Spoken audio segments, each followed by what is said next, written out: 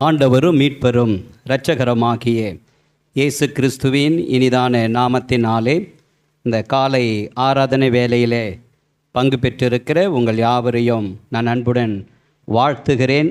கர்த்தருடைய நாமத்தை மகிமைப்படுத்துகிறேன். இந்த லெந்து நாட்களிலே கூட எதையெல்லாம் நாம் விட வேண்டும், எதையெல்லாம் நாம் வெறுக்க வேண்டும் என்பதை குறித்து தான் ஒரு விதமான காரியத்தை நான் சொல்ல ஆசைப்படுகிறேன். எடுத்தவர்கள் வாசிக்கலாம். பிலிப்பியர் 4ஆம் அதிகாரம் 11ஆம் வசனத்தை ஒருவர் எடுத்து வாசிக்கலாம். என் குறைச்சலினால் நான் இப்படி சொல்லுகிறதில்லை, என் குறைச்சலினால் நான் இப்படி சொல்லுகிறதில்லை, ஏனெனில் நான் எந்த நிலைமையில் இருந்தாலும் மன ரம்மியமாயிருக்க கற்றுக்கொண்டேன். அப்போஸ்தலனாகிய பவுல் சொல்லுகிறார், என் குறைச்சலினாலே நான் இதை உங்களுக்கு சொல்லவில்லை. அவர் சொல்லுகிறார், நான் எந்த நிலைமையில் இருந்தாலும் மன ரம்மியமாயிருக்க கற்றுக்கொண்டேன். கீழே தொடர்ச்சியாக நம்ம வாசிப்போம் என்று சொன்னால், தாழ்ந்திருக்கும் எனக்கு தெரியும், வாழ்ந்திருக்கவும் எனக்கு தெரியும், சாப்பிடுவோம் எனக்கு தெரியும், பட்டினியாக இருக்கவும் எனக்கு தெரியும். ஒரு பெரிய பட்டியலை அந்த இடத்துல அப்போஸ்தலனாகிய பவுல் தருகிறார். எனக்கு அன்பான தேவஜனமே, இன்றைக்கு நாம் எந்த நிலைமையில் இருந்தாலும், எப்படி இருந்தாலும், என்ன குறைவுகள் இருந்தாலும், ஆனால் இன்றைக்கு நான் சொல்ல போகிறோம், அந்த குறைவை நான் பார்க்க போகிறதில்ல, என் ஆண்டவர் கொடுக்கிற மன நிறைவை நான் பார்க்க போகிறேன் என்று சொல்லி எத்தனை பேர் உங்களால் சொல்ல முடியும்? அல்லேலூயா. கண்களை மூடி இந்த வார்த்தையின் மூலமாக எங்களோடு பேசுங்க ஆண்டவரே என்று சொல்லி ஆண்டவருடைய கரத்தில் நாம் அர்ப்பணிப்போம். பகல் முழுவதும் பச்சமாய் என்னை பாதுகாத்தீரே, பகல் முழுவதும் பச்சமாய் என்னை பாதுகாத்தீரே, சகல தீமையும் அகல வைத்தருள் நலமும் தந்தீரே, சுவாமி உந்தன் பாதம் பணிகிறே, சுவாமி உந்தன் பாதம் பணிகிறே. சொல்லமா, பகல் முழுவதும் பச்சமாய் என்னை பாதுகாத்தீரே, பகல் முழுவதும் பச்சமாய் என்னை பாதுகாத்தீரே, சகல தீமையும் அகல வைத்தருள் நலமும் தந்திரே, சகல தீமையும் அகல வைத்தருள் நலமும் தந்திரே, சுவாமி உந்தன் பாதம் பணிகிறே, சுவாமி உந்தன் பாதம் பணிகிறே.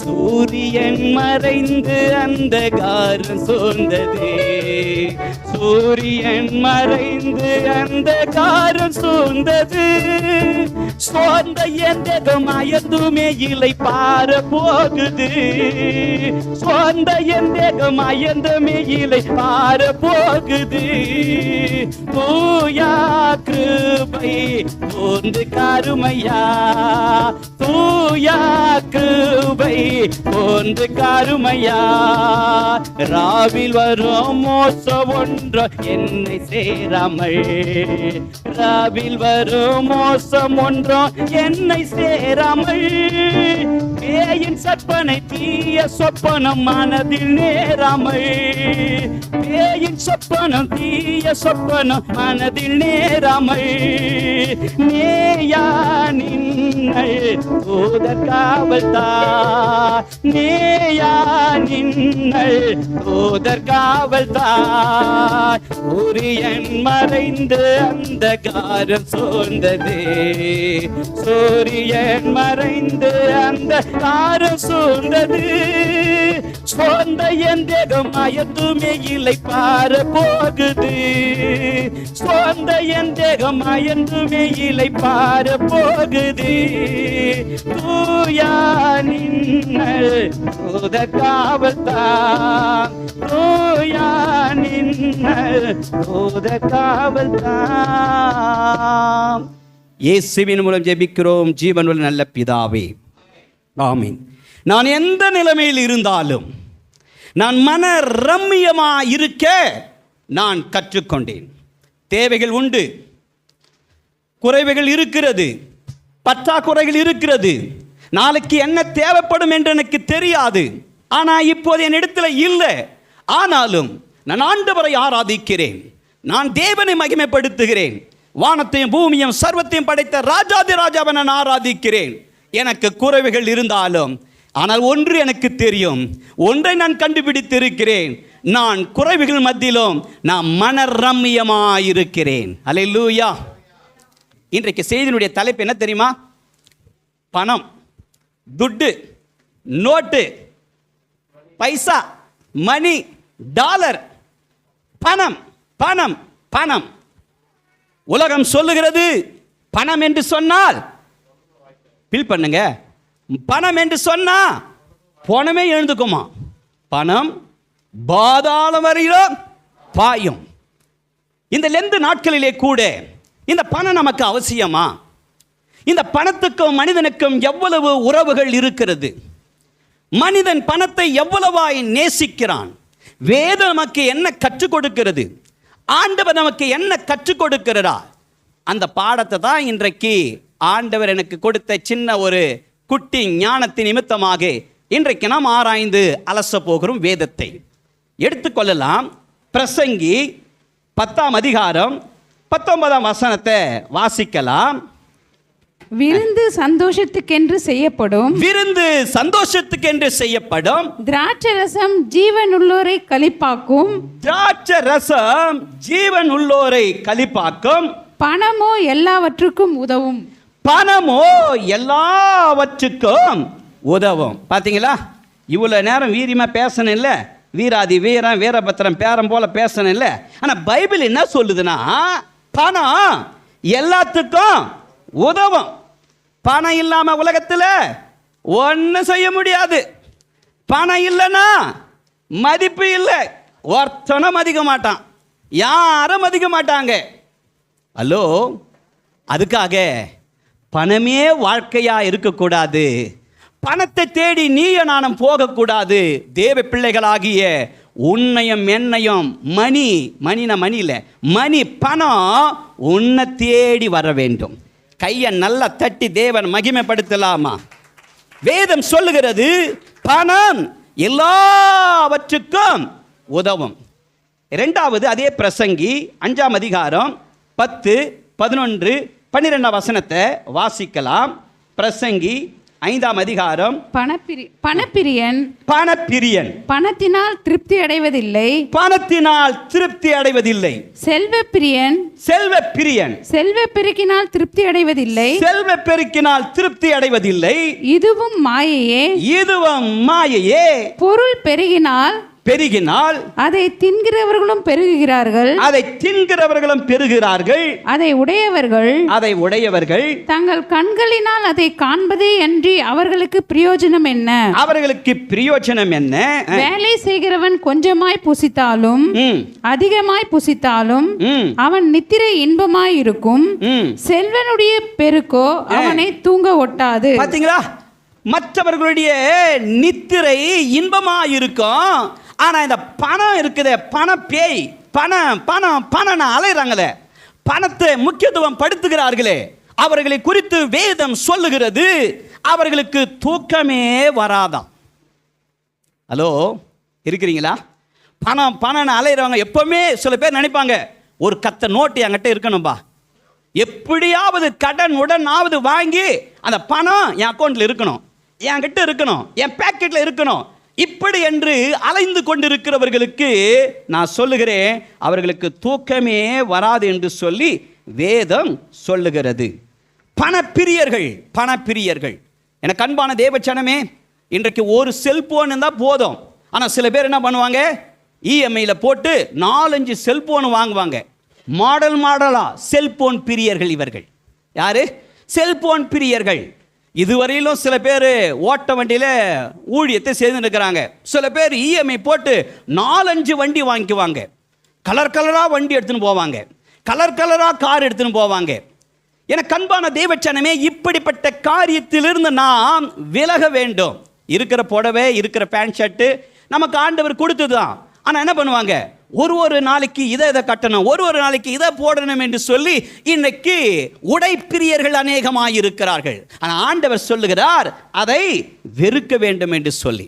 இயேசு கிறிஸ்துவோடு இருந்த 12 சீஷரில் பிலிப்பு என்ற ஒரு சீஷன். இந்த பிலிப்பு என்ற சீஷனுக்கு அவன் என்ன பிரியர், என்ன அவனுக்கு இன்ட்ரெஸ்ட் அப்படின்னா, எப்படியாவது ஒரு குதிரை வாங்கணும்னு அவனுக்கு ஆசையாம். இயேசு கிறிஸ்துவே கழுதில் போகணும்னு ஆசைப்பட்டார். ஆனால் இயேசு கிறிஸ்து இருக்கிற அசிஸ்டன்ட் நினைக்கிறான் எப்படியாவது ஒரு குதிரை வாங்கணும்னு. இயேசு கிறிஸ்து வாழ்ந்திருந்த நாட்களில் ஒரு குதிரையினுடைய விலை 200 ரூபாய் பணம். இந்த பிலிப்பு 200 ரூபாய் சேர்த்து மூட்டை கட்டி வச்சுக்கிறான். எப்படியாவது இயேசுநாதர் எங்கன்னா போவார், அந்த நேரத்தில் என் ஆசையை நிறைவேற்றணும், ஒரு குதிரையை வாங்கி அப்படி ஜாலியாக சுற்றிட்டு வரணும்னு 200 ரூபாய் வச்சு நிற்கிறான். அப்போ தான் ஆண்டவர் சொல்கிறாரு, யோவான் எழுதின சுவிசேஷம் 6ஆம் அதிகாரம் 4, 5, 6ஆம் வசனத்தை திருப்பி கொள்ளலாம். யோவான் 6ஆம் அதிகாரம் 4, 5, 6, 7ஆம் வசனம் வாசிங்க. அப்பொழுது யூதருடைய பண்டிகையாகிய பஸ்கா சமீபமாய் இருந்தது. இயேசு தம்முடைய கண்களை ஏறெடுத்து திரளான ஜனங்கள் தம்மிடத்தில் வருகிறதைக்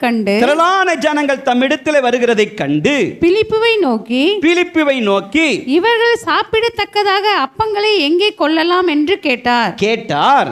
தாம் செய்ய போகிறதை அறிந்திருந்தும் அவனை சோதிக்கும்படி இப்படி கேட்டார். பிலிப்பு அவருக்கு பிரதியுத்தரமாக இவர்களில் ஒவ்வொருவனுக்கும் கொஞ்சம் எடுத்துக்கொண்டாலும் 200 பணத்து அப்பங்களுக்கு இவர்களுக்கு போதாதே என்றான்.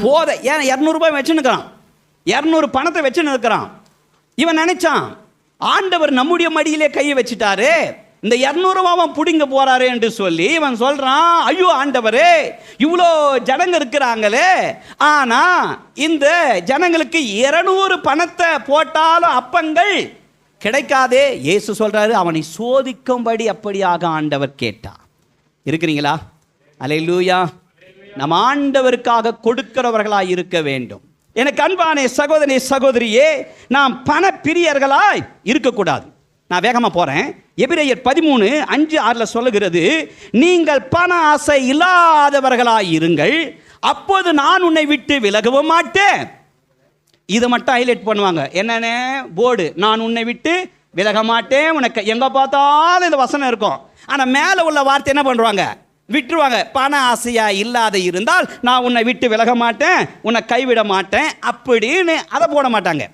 வேதம் சொல்கிறது 1 தீமோத்தேயு 6, 10, 11, பண ஆசை எல்லா தீமைக்கும் வேறா இருக்கிறதாம். எல்லாம் தீமைக்கு என்ன இருக்குதா, வேறா இருக்கிறதாம். இப்போதான் நான் செய்திக்குள்ளே நான் போகிறேன்.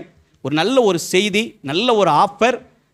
கர்த்தருடைய கிருபையில் முகத்துக்கு பவுட்ரு போகிறதுக்கு ஒரு யூடியூப் சேனல் ஆரம்பிக்கிறான்.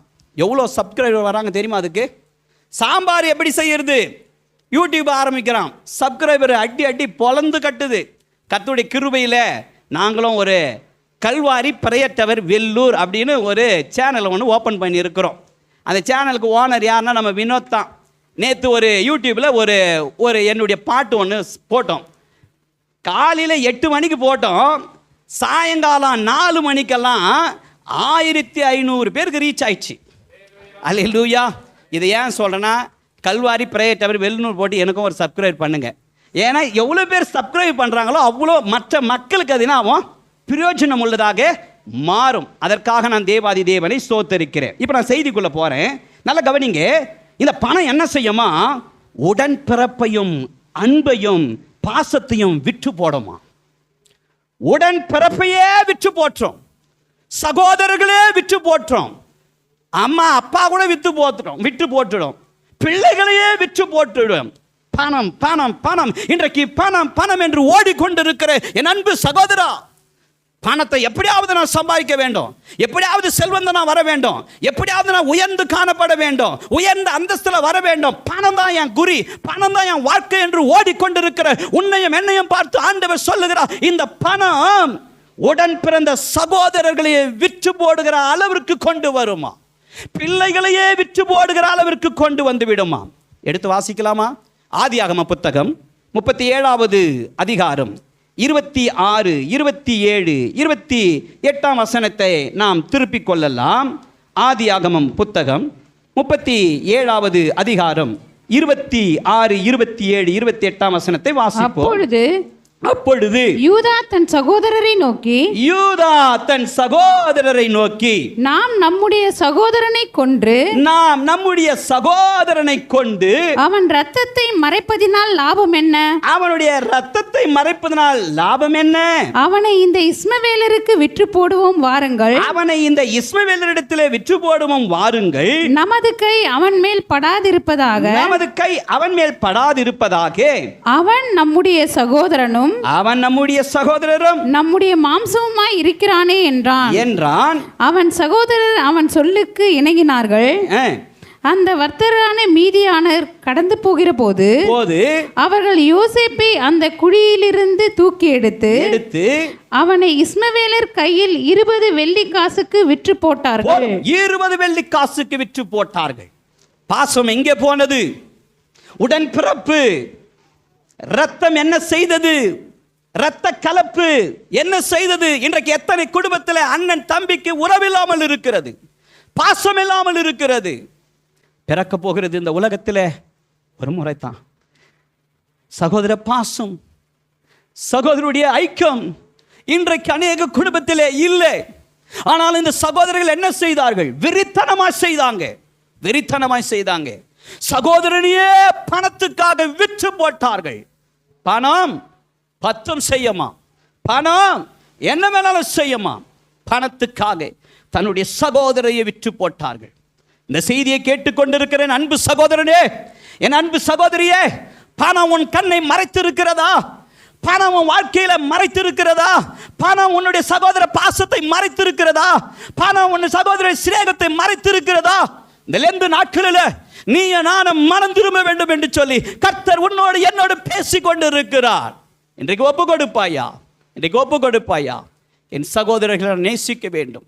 பணத்துக்காக நான் வாதாடக்கூடாது, பணத்துக்காக நான் வழக்காடக்கூடாது. ஜான் இடத்துக்காக இன்றைக்கு வாதாடுகிறார்கள், வழக்காடுகிறார்கள். இன்றைக்கு வழக்கு நிலுவையில் இருக்கிறீங்களா? இன்னொரு சம்பவத்துக்கு நான் வேகமாக சொல்லி நான் போறேன். ஆதியாகமம் 31, 14, 15 சொல்லுகிறது, ராகேலும் லேயாலும் சொல்லுகிறார்கள், என்னுடைய தகப்பன் எங்களை பணத்துக்கு விற்று அவள் வாயிலே போட்டுக்கொண்டார். என்னவா? வாயிலே. நிறைய பொம்பளை பசங்களாம் அப்பாவுக்கு தானே சப்போர்ட் பண்ணுவாங்க. ஆனால் இது ரெண்டும் என்ன பண்ணுதுங்க? அப்பாவே திட்டுதுங்கம்மா. அப்போ எவ்வளோ கொடுமைக்காரா இருப்பார் பாருங்க அந்த லாபான்னு. இவங்க சொல்றாங்க, வசனத்தை வாசிங்கம்மா.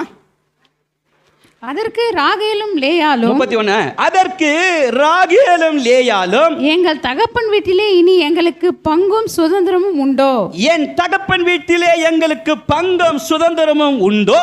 அவரால் நாங்கள் அந்நியராய் எண்ணப்படவில்லையா? அவர் எங்களை விற்று எங்கள் பணத்தையும் வாயிலே போட்டுக்கொண்டார். அப்பாவையே திட்டுறாங்க பொண்ணுங்க. இருக்கிறீங்களா? அல்லேலூயா. அவர் எங்களை விற்று பணத்தை வாயிலே போட்டுக்கொண்டார்.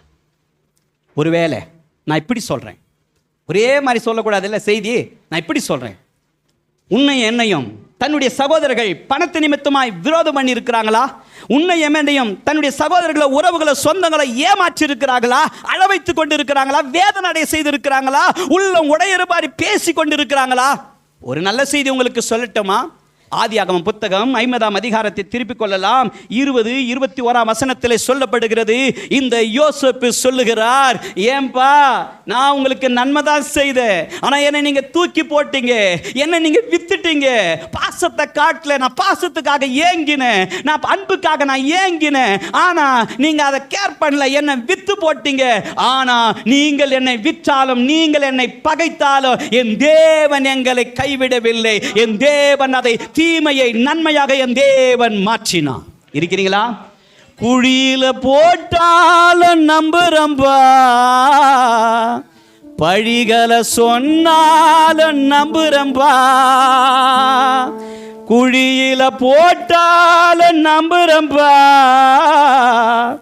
பழிகளை சொன்னாலும் நம்புறம்பா. என் தேவனே, என் ஜீவனே, என் தேவனே, என் ஜீவனே, என் ஜீவனுள்ள நாள் எல்லாம் நம்புறம்பா. என் ஜீவனுள்ள நாள் எல்லாம் நம்புறம்பா, நம்புறம்பா, உங்களை நம்புறம்பா,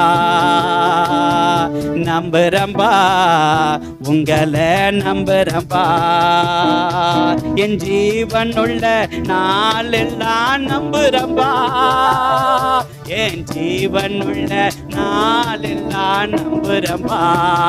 சொல்லமா, நம்புறம்பா, உங்களை நம்புறம்பா. பணம் இருந்தாலும் நம்புறம்பா, பணம் இல்லாவிட்டாலும் நம்புறம்பா. தைரியமா சொல்லமா, நம்ப. பணம் இருந்தாலும் நம்புறம்பா, பணம் இல்லாவிட்டாலும் நம்புறம்பா. என் தேவனே, என் ஜீவனே, என் தேவனே, என் ஜீவனே, என் ஜீவனுள்ள நாள் எல்லாம் நம்புறம்பா. என் ஜீவனுள்ள நாள் எல்லாம் நம்புறம்பா, நம்புறம்பா, உங்களை நம்புறம்பா, உங்களை நம்புறம்பா. என் ஜீவனுள்ள நாள் எல்லாம் நம்புறம்பா, என் ஜீவனுள்ள நாள் எல்லாம் நம்புறம்பா, நம்புறம்பா, உங்களை நம்புறம்பா, நம்புறம்பா, உங்களை நம்புறம்பா. முதலாவது பணம் என்ன செய்கிறதா? அதான் சிங்கம் சொல்லிச்சுல, நல்ல வேலை நான் தூங்குற மாதிரி நடித்தேன், இல்லாட்டி என்னை பேசியே சாகடிச்சிடுவேன். பணம் என்ன செய்யுமா? சூப்பர். யாரை சொன்னாங்களே? ஐயா தான் கவனமாக கேட்டுக்கிறாரு. உறவுகளை முறிக்கும், உடன் பிறப்புகளுடைய உறவை அழிக்கும், அன்பை பாசத்தை உடைத்துவிடும் பணம். நான் ரெண்டாவது காரியத்துக்காக போகிறேன். இப்போ தான் 1 முடிஞ்சிருக்குது, நமக்கு 2 தான் வரும். மீதி 3 காரியத்தை மறுபடியுமாக இன்னொரு நாளைக்கு வாய்ப்பு கிடைத்தா பேசலாம். பணம் ரெண்டாவது என்ன செய்யுமா? ஊழியத்தையும் உபதேசத்தையும் அழித்து விடுமா. ஹலோ, பணம் என்ன செய்யுமா? ஊழியத்தையும் உபதேசத்தையும். முதல்ல சொன்னேன், பணம் என்ன செய்யுமா? உறவுகளை முறித்துவிடும், அடித்துவிடும். ரெண்டாவது, பணம் ஊழியத்தையும் உபதேசத்தையும் அழித்துவிடும். 2 ராஜாக்களின் புத்தகம் 5வது அதிகாரம் 21ஆம் வசனத்தை திருப்பிக் கொள்ளலாம். 2 ராஜாக்களின் புத்தகம் 5ஆம் அதிகாரம் 21 நாம் சில வார்த்தைகளை வாசித்து ஆண்டவருடைய நாமத்தை மகிமைப்படுத்துவோம். நாகமானை பின்தொடர்ந்தான். நாகாம் பின்தொடர்ந்தான். அவன் தன் பிறகே ஓடி வருகிறதை நாகமான் கண்டபோது, அவன் பின்னே ஓடி வருகிறதை நாகமான் கண்டபோது அவனுக்கு எதிர்கொண்டு போக ரதத்திலிருந்து குதித்து சுக செய்தியா என்று கேட்டான். அதற்கு அவன் சுக செய்திதான். தீர்க்க தரிசிகளின் புத்திரரில் 2 வாலிபர்கள் இப்பொழுதுதான் எப்பிராயின் மலை தேக்கத்தில் இருந்து என்னிடத்தில் வந்தார்கள். அவர்களுக்கு 1 தாலந்து வெள்ளியையும் 2 மாற்று வஸ்திரங்களையும் தர வேண்டும் என்று கேட்க என் எஜமான் என்னை அனுப்பினார் என்றான். அதற்கு தயவு செய்து 2 தாலந்தை வாங்கிக்கொள் என்று சொல்லி வாங்கிக்கொள் என்று சொல்லி அவனை வருந்தி 2 தாலந்து வெள்ளியை 2 கைகளில் 2 மாற்று வஸ்திரங்களோட கட்டி அவனுக்கு முன்பாக சுமந்து போக. போதும், நல்ல கவனிங்க. இங்கே நாகமான், கேயாசி, எலிசா தீர்க்கதரிசி, கேயாசி அசிஸ்டன்ட், அவரு தீர்க்கதரிசிக்கு அசிஸ்டன்ட் ஊழியர். இங்க நாகமான் கர்த்தரை தொழுது கொள்வதற்காக வந்தான். யார் இந்த நாகமான்? நாகமான் குஷ்டரோகம் உள்ளவன், தொடுநோய் உள்ளவன். இந்த குஷ்டரோகத்தை மாற்றுவதற்காக இவன் தீர்க்கதரிசியை நோக்கி வருகிறான். நல்ல கவனிங்க. கேயாசி என்ற பெயருக்கு தரிசன பள்ளத்தாக்கு என்று அர்த்தமாம். அந்த பேருக்கு தரிசனத்தை பார்க்கக்கூடியவன், தரிசனத்தை காண்கிறவன், தரிசனத்தை மற்றவர்களுக்கு சொல்லுகிறவன், தரிசனத்தோடு வாழ்கிறவன், ஒரு தரிசனத்தோடு இருக்கிறவன் இந்த கேயாசி. நடந்தது என்ன? இவனுக்கு சுகம் கிடைத்து விட்டது. சுகம் கிடைத்தவுடனே பொன்னும் பொருளும் பணத்தையும் எலிசா என்ற ஊழியரிடத்திலே இவர் கொடுக்கிறார். எலிசா சொல்லுகிறார், இதற்காக நான் உனக்காக ஜெபிக்கவில்லை, இதற்காக நான் உனக்காக ஊழியம் செய்யவில்லை. பரலோகத்தின் தேவன் உனக்கு இலவசமாய் சுகத்தை கொடுத்தார், அவருடைய நாமத்தை நீ மகிமைப்படுத்து என்று சொல்லி இந்த நாகமானை சொல்லி அனுப்பிவிட்டார். ஆனாலும் பண ஆசை உள்ள இந்த கேயாசி, தரிசனத்தோடு வாழ வேண்டிய இந்த கேயாசி, தரிசனங்களை மற்றவர்களுக்கு எடுத்து சொல்ல வேண்டிய இந்த கேயாசி, இவனுக்குள்ளே என்ன நடந்தது? எப்படியாவது அந்த பணத்தை பறிக்க வேண்டும், எப்படியாவது அந்த பணம் என்னுடைய கரத்திலே கிடைக்க வேண்டும் என்று சொல்லி ஊழியனாகிய பாஸ்டர் ஆகிய அவருக்கே தெரியாதபடிக்கு பைபாஸில் இவர் போனார். ஹலோ, பக்கத்தில் ஒன்று பாஸ் சொல்லுங்க. நேர் வழியில் போறீங்களா? ஆள் இல்லா கட்டிவிட சும்மா கை கொடுத்து சொல்லுங்க. நேர் வழியில் போறீங்களா, பைபாஸில் போறீங்களா? இந்த கேயாசி பைபாஸ் எடுத்தான். நேர் வழியை போல பாஸ்ட் நினச்சுன்னுக்கிறாரு. இவன் நல்லவன், இவன் ஆராதிக்கிறவன், ஒழுங்கா ஊழியம் செய்கிறவன், ஒழுங்கா என் பணியை செய்கிறவன், இப்படி தான் நினச்சிருந்தாரு. ஆனால் பாஸ்டுக்கே டுமிக் கொடுத்தான். அவன் பைபாஸ் எடுத்து போயிட்டு நேராக போய் அங்கே சொன்னான், ஐயா இப்போதான் 2 பேர் வந்தாங்க, அவர்களுக்கு தேவைப்படுகிறது, அதனால ஐயா என்ன பண்ண சொல்லிட்டாரு, வாங்க சொல்லிட்டாரு. ஹலோ, இருக்கிறீங்களா? இன்னைக்கு எத்தனை சபைகளிலே ஊழியர்களுடைய பெயரை ரிப்பேர் பண்ணுறாங்க தெரியுமா? டேமேஜ் பண்ணுறாங்க தெரியுமா? எனக்கு அன்பான தேவச்சனமே, எனக்கு அன்பான சகோதரியே, தரிசனம் காண வேண்டியவன் நீ. சபையை குறித்து உனக்கு ஒரு தரிசனம் இருக்க வேண்டும், ஆத்துமாக்களை குறித்து உனக்கு ஒரு தரிசனம் இருக்க வேண்டும், பட்டணத்தை குறித்து உனக்கு ஒரு தரிசனம் இருக்க வேண்டும், ஒரு சபைக்கு வருகிற குடும்பங்களை குறித்து ஒரு தரிசனம் இருக்க வேண்டும். அப்போ ஒவ்வொரு திருச்சபை மக்களுக்கு இப்படிப்பட்ட ஒரு தரிசனம் இருக்க வேண்டும். கேயாசி தரிசனம் உள்ளவனே, கேயாசி சபையை குறித்து பாரம் உள்ளவனே, கேயாசி ஊழியரை குறித்து பாரம் உள்ளவனே, ஊழியரை குறித்து ஒரு தரிசனம் உள்ளவனே, நீ எங்கே இருக்கிறாய்? நீ எங்கே இருக்கிறாய்? இந்த கேயாசி ஊழியரிடத்திலே இல்லாதபடிக்கு, ஊழியனுடைய பட்சத்தில் இல்லாதபடிக்கு, ஊழியக்காரிடத்திலே இல்லாதபடிக்கு இந்த கேயாசி நாகமானிடத்திலே ஓடினான். நாகமான் ரொம்ப நல்லவன் போல தெரியுது. ஒன்று தானே கேட்ட, இந்த வாங்கிக்கோ, 2 வாங்கிக்கணும், இருக்கிறத எல்லாத்தையும் கொடுத்துட்டான். வேதம் சொல்லுகிறது, அவனுக்குள்ள இருந்த இந்த நாகமானுக்குள்ள இருந்த குஷ்டரோகம் கேயாசிக்கு மாத்திரம் அல்ல, அவனுடைய சந்ததிகளுக்கு அந்த வியாதி தொடர்ந்ததாம். எனக்கு அன்பான தேவச்சனமே, எனக்கு அன்பான சகோதரி, காரியத்தை உங்களுக்கு சொல்லட்டுமா? ஒரு உண்மையை உங்களுக்கு சொல்லட்டுமா? வேத வெளிச்சத்துக்குள்ள உங்களை கொண்டு வரட்டுமா?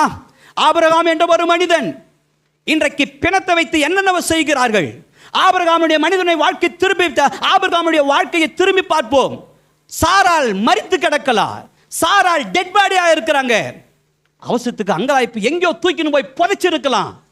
ஆபிரகாம் சொல்றாரு, என் மனைவியை நான் புதைக்க வேண்டும், மக்பேலா என்ற ஒரு இடத்தில் என் மனைவியை புதைக்க வேண்டும், ஆனாலும் நான் இலவசமாக நான் புதைக்க மாட்டேன்.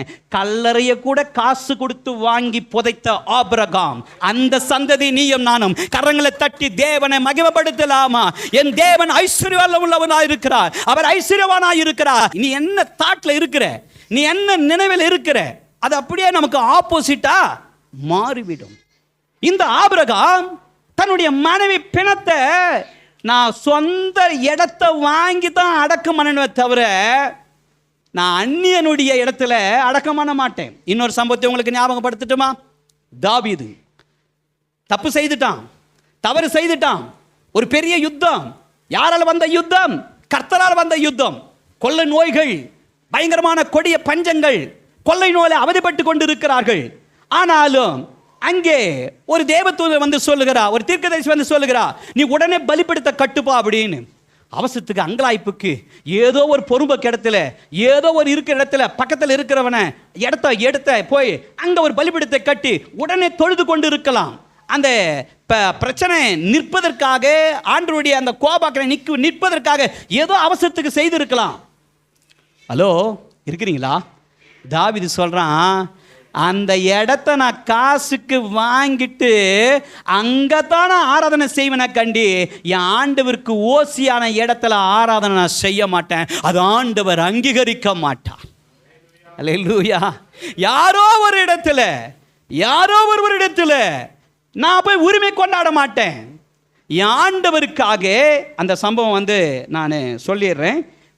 2 சாமுவேல் 24-25 வசனத்தில் நீங்கள் வாசித்தீங்கன்னா அங்கே இருக்கும், தாவீது அர்வானா அப்படின்ற 2 மனிதர்களுக்குள்ள நடக்கிற ஒரு காரியம். எனக்கு அன்பான தேவஜனமே, இந்த தாவீது சொல்றாரு, என் ஆண்டவருக்கு நான் பலி செலுத்த வேண்டும், இந்த வாதை நிற்கப்பட வேண்டும்.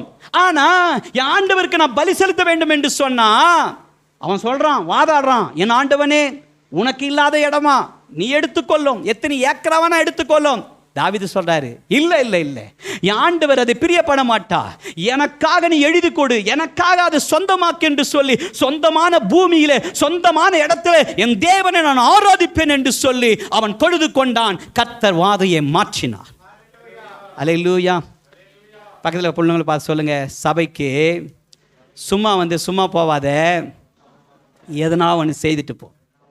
எனக்கு அன்பான தேவச்சனமே, எனக்கு அன்பான சகோதரியே, தரிசனத்தோடு வாழ வேண்டிய கேயாசனுடைய வாழ்க்கை நிலைமை இப்படியாக மாறிவிட்டது.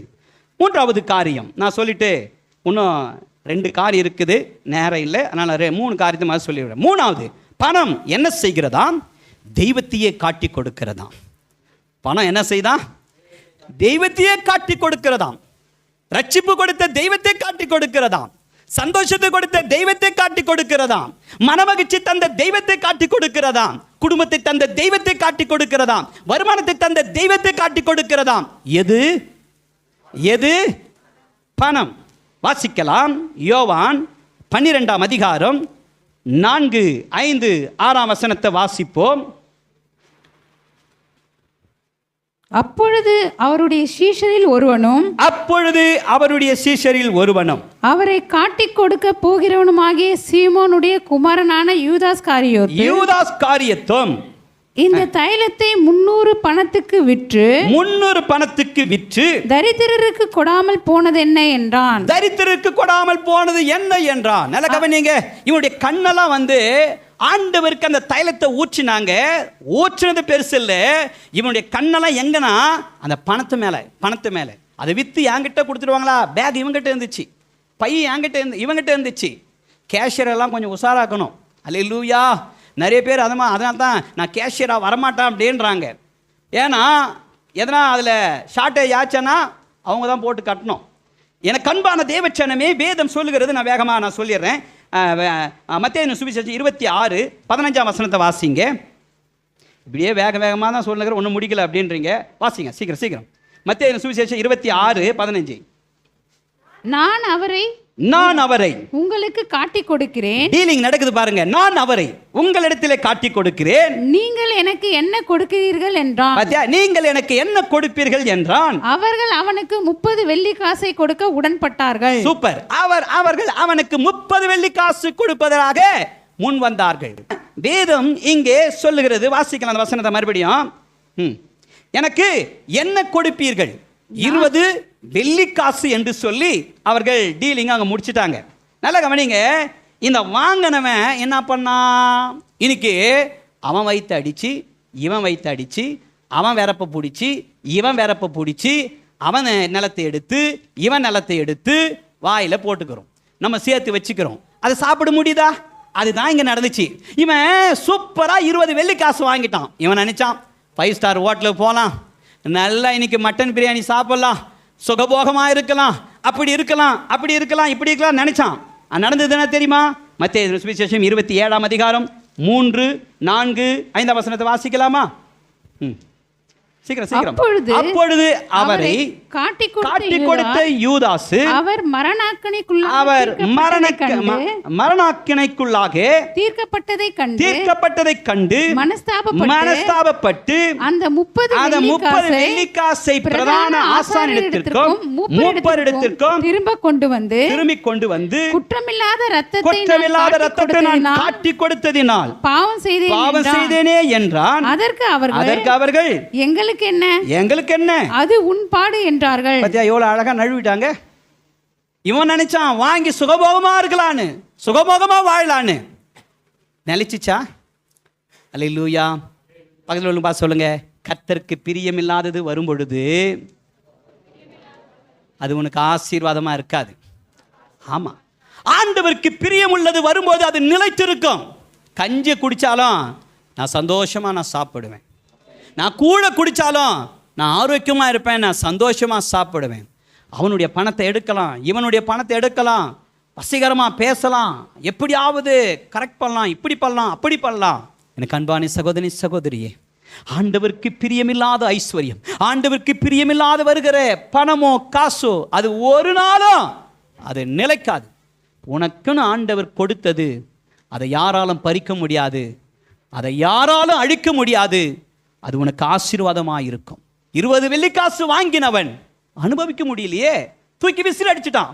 இந்த காசு தானே, இந்த பணம் தானே என்னை அழிச்சிச்சு, இந்த பணம் தானே என்னை பாதாளத்தில் கொண்டு போச்சு, இந்த பணம் தானே என்னை பாவத்துக்குள்ள கொண்டு போச்சு, இந்த பணம் தானே என் ரட்சிப்பை மாற்றினது, என் ரட்சிப்பை போக்கஸ் செய்தது. எனக்கு அன்பான தேவச்சனமே, வேதம் சொல்லுகிறது, நான் கடைசியா முடிக்கிறேன். 12 வருடமாய் உதிரப்போக்கினால அவதிப்பட்டவள் அநேக பணத்தை அநேக வைத்தியர்களுக்கு செலவு செய்து ஒரு நன்மையும் இல்லை. இயேசுவிடத்திலே வந்தால் பணம் இல்லாமல் சுகம் பெற்றாள். கையை நல்லா தட்டி தேவனை மகிமைப்படுத்தலாமா? பணம் இல்லாமல் சுகம் உனக்கு வர வேண்டுமா? பணம் இல்லாமல் சுகம் பெற வேண்டுமா? இயேசு இன்றைக்கும் ஜீவிக்கிறவர், இயேசு இன்றைக்கும் அவர் மாறாதவர், நேற்றும் இன்றும் என்றும் மாறாதவர்.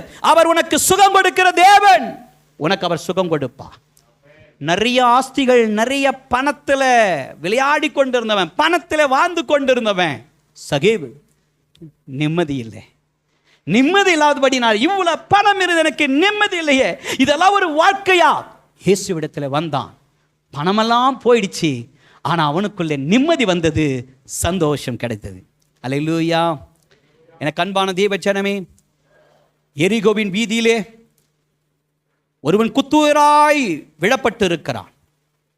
ஆசாரியன் வந்தான், லேவியன் வந்தான், எல்லாரும் அவனை பார்த்து விட்டு அவர்களுடைய வழியை விட்டு அவங்கவுங்க வேலையை பார்த்து கொண்டு அவர்கள் போனார்கள். ஒரு சமாரியன் மாத்திரம் அங்கே வந்தான். அவனை ஆறுதல் படுத்தினான், எண்ணெய் ஊற்றினான், ஊற்றிவிட்டு சத்திரத்தான் இடத்திலே சொல்லுகிறான். சத்திரம் என்பது சபை, சத்திரக்காரன் என்பது ஊழியக்காரன். சத்திரனிடத்தில் சொல்லுகிறார், இவனுக்கு ஏதாவது தேவைப்பட்டால் மீண்டுமாக 2 பணத்தை நான் கொடுக்கிறேன், அவன் தேவைகளை சந்திக்கப்படட்டும் என்று சொல்லி. அல்லேலூயா. அந்த 2 பணம் என்ன தெரியுமா? ஒன்று பழைய ஏற்பாடு, ஒன்று புதிய ஏற்பாடு. இந்த சத்திரத்திலே உனக்கு ஆண்டவர் 2 பணத்தை கொடுத்து இருக்கிறார். அந்த பணம் தான் உனக்கு நிரந்தரம், அந்த பணம் தான் உனக்கு நிம்மதி தரும், அந்த பணம் தான் உனக்கு வாழ்வு தரும், இந்த பணம் தான் உனக்கு ஐஸ்வர்யத்தை தரும், இந்த பணம் தான் உனக்கு உயர்வு தரும், இந்த பணம் தான் உன்னை பரலோகத்துக்கு கொண்டு போகும். அல்லேலூயா. இந்த பணம் உன்னை பாதாளத்துக்கு கொண்டு போகும். இந்த பணம், இந்த 100 ரூபாய் புது நோட்டு வச்சுருக்கிறேன் பாரு, இந்த பணம் உன்னை பாதாளத்துக்கு கொண்டு போகும், அழிவுக்கு கொண்டு போகும். ஆனா சத்திய வேதமாகிய இந்த 2 பணம், பழைய ஏற்பாடு புதிய ஏற்பாடு, உன்னை பரலோகத்துக்கு கொண்டு போகும். இன்னும் 2 பாயிண்ட் நான் பேசல, நான் முடிச்சிடுறேன். அவள் தான் நமக்கு மரியாதை. கண்களை மூடி நம்ம ஜெபம் பண்ணலாமா? கண்களை மூடலாம். நான் நடந்து வந்த பாதைகள் கரடு மேடுகள், நான் கடந்து வந்த பாதைகள், முட்கள் வேலிகள். இந்த கால வேலையில கூட பணம் பணம்னு ஓடிக்கொண்டிருக்கிற மற்றவர்களை பார்த்து எனக்கும் ஆசை வருது. அவன் பணம் வச்சுன்னு இருக்கிற போல நானும் பணம் வச்சுன்னு இருக்கணும். அவன் பணத்தை சிநேகிக்கிறது போல நானும் சிநேகிக்கணும்னு நான் ஓடிக்கொண்டிருந்தேனா, ஆண்டவரே என்னை மாற்றுங்க ஆண்டவரே. பணத்தை விட இயேசு பெரியவர், பணத்தை விட இயேசு நல்லவர். நான் இனி பணத்தை தேடி போக மாட்டேன், அந்த பணம் என்ன தேடி வர வேண்டும் ஆண்டவரே.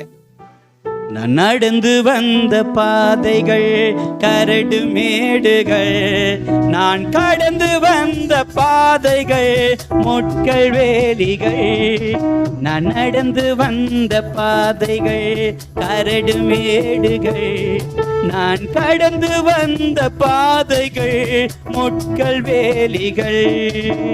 நடக்க முடியல டேடி, நடக்க முடியல, நடக்க முடியல டேடி, நடக்க முடியல.